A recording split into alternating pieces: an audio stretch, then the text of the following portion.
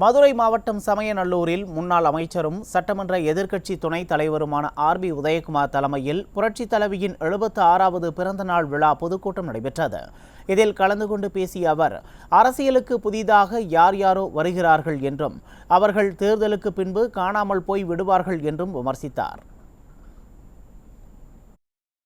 நிறைய பேர் வர்றாங்க, இப்போ யார் யாரோ வர்றாங்க, எங்கெங்கிருந்தோ வர்றாங்க, என்னென்னமோ சொல்றாங்க.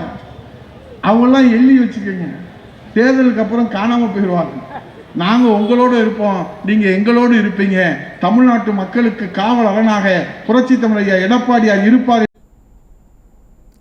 புரட்சி தலைவி பிறந்த நாளை ஒட்டி தருமபுரி நகரில் உள்ள பெரியார் மன்றத்தில் நலத்திட்ட உதவிகள் வழங்கும் நிகழ்ச்சி நடைபெற்றது.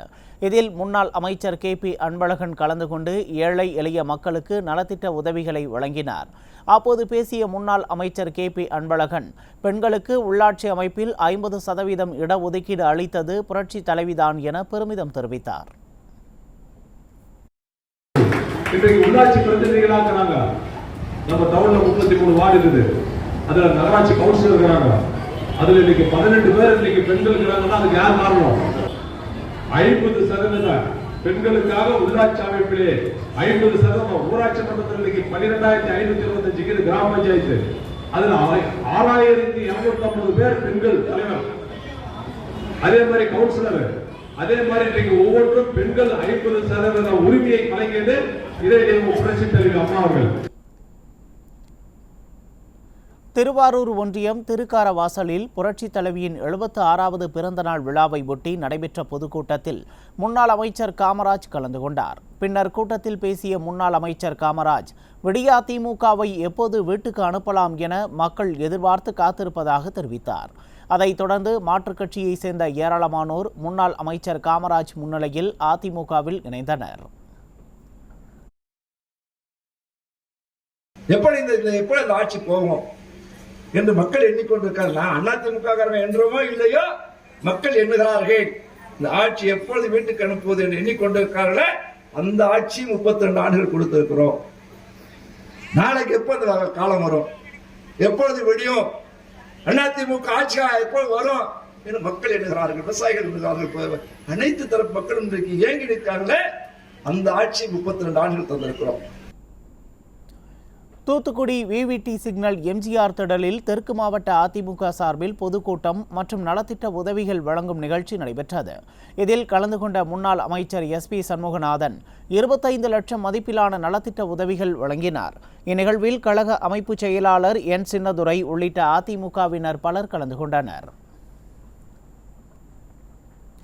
விருதுநகர் மாவட்டம் நரிக்குடி அடுத்த நாளூர் பகுதியில் கிழக்கு மாவட்ட கழக செயலாளர் ஆர்.கே. ரவிச்சந்திரன் தலைமையில் புரட்சி தலைவியின் பிறந்தநாள் விழா பொதுக்கூட்டம் நடைபெற்றது.